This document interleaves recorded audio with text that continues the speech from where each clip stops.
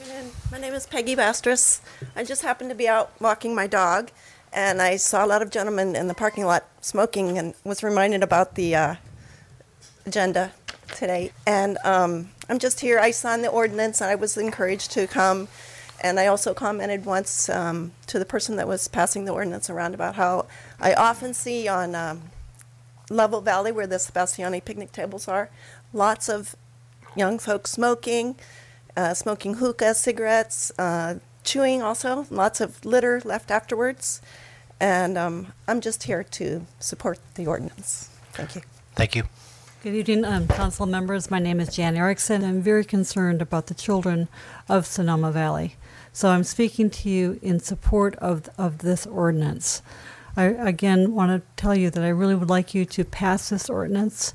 I really want you to look at those flavored smoking devices that are, again, a tool to pull kids into being addicted to nicotine.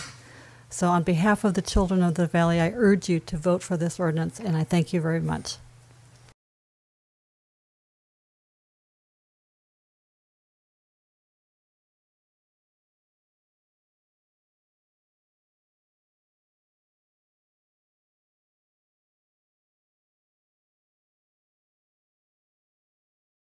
So we do have a huge problem here in Sonoma and probably nationwide.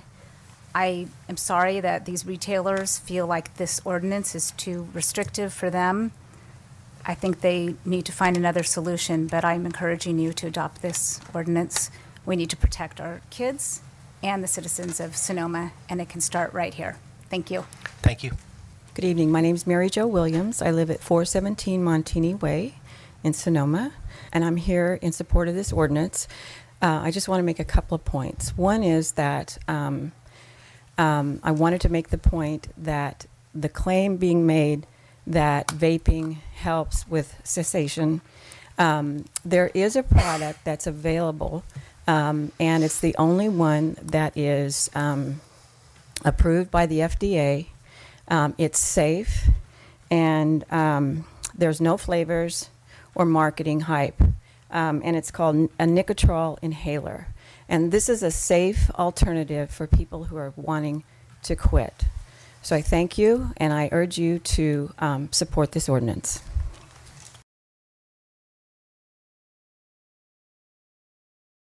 Well, I just want to start off with something I've been hearing. Are we talking about harm reduction? Could you please state your name, please? I'm sorry, Michelle Escobar McGarry. And I am a cessation specialist with the Center for Wellbeing and the current chairperson for the Tobacco Coalition here in Sonoma County. And so back to what I was saying, harm reduction through electronic devices, I don't think so. Possibly harm shift, yes. After seeing more, even this morning, I'm sorry that I cannot actually tell you what article it was, but there are a couple articles that even came out this morning that I had no time to print.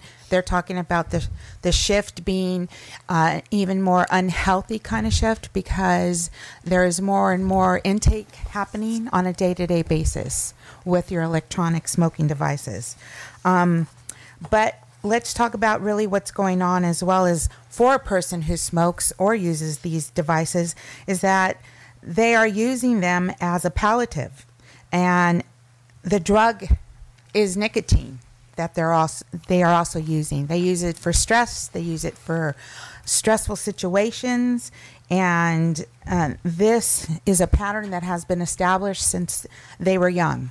I, a former smoker, began smoking at 15 and smoked 14 years until I was 29. So I can speak from experience. And I did teach myself that I would calm myself down if I just smoked a cigarette. Nothing has changed, really. A person who uses nicotine or electronic smoking devices is doing the same thing. We're talking about emotions here. In order for a person to quit, really what we need to talk about and really need to explore is the reasons behind it. And usually it's emotions. So there's a peeling of the onion that needs to take place in these people's lives. It isn't switching from something that we'll just say smells better than your commercial tobacco cigarettes. We're talking about highs and lows brought on by people who have learned to deal with their stressful situations by using a coping mechanism.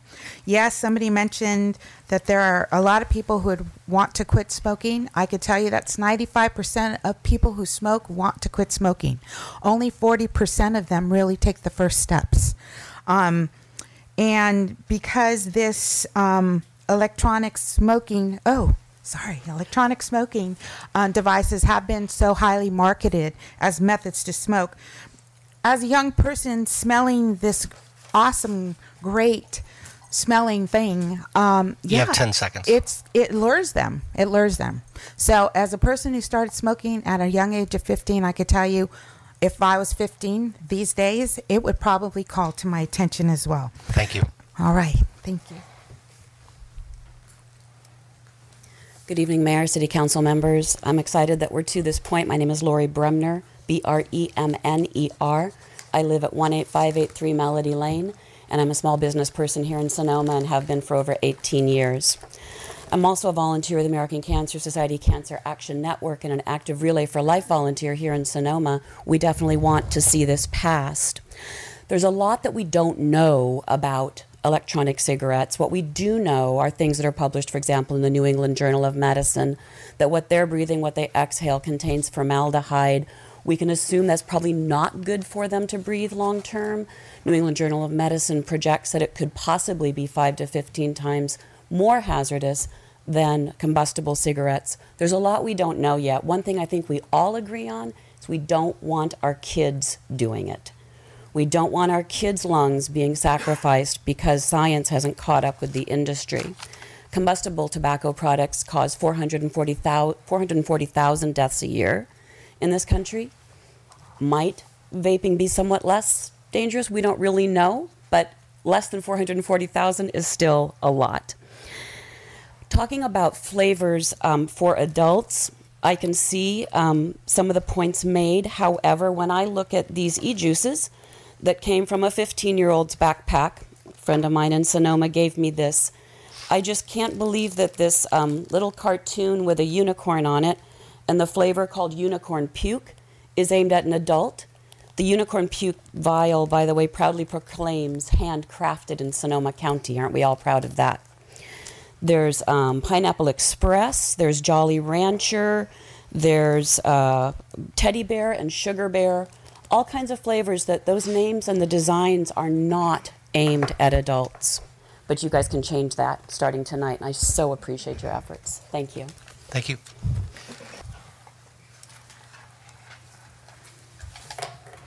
Good evening, Mayor and Council members. My name is Elizabeth Emerson, and I'm a local resident, not representing any organization.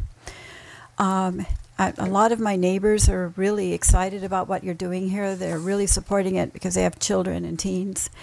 And to speak to the comment that the California Tobacco-Free California website promotes e-cigarettes over tobacco, I've been on that website many times, even today. There was never anything like that on that website.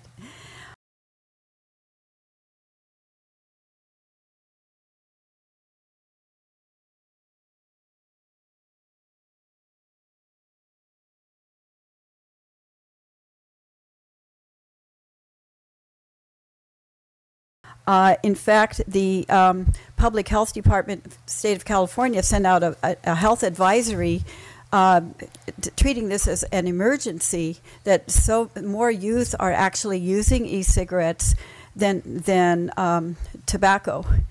And why they sent out the public health advisory is partly because of all of the other chemicals in addition to the highly addictive nicotine, which is really damaging to a developing brain for an adolescent, because it can take until early 20s for the brain to fully develop. And 10 of these are on California's Prop 65 list of chemicals known to cause cancer, birth defects, reproductive harm.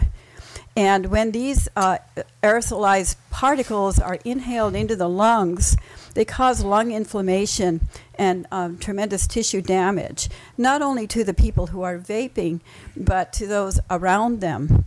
And that there's a number of studies that have been put out by UCSF and UC Berkeley about this. Additionally, the concern about the flavored, the whole thing about the flavors for young people, they consider those to be like training wheels. The flavors help to mask the harshness. It makes it a more soothing experience, either with the cigarillos, the small cigars, or with the electronic smoking devices. And the Journal of Adolescent Health said that 2 out of every 5 teen smokers are using those flavored little cigars and cigarillos. And CDC is very concerned about them because it's drawn these kids into lifelong addiction.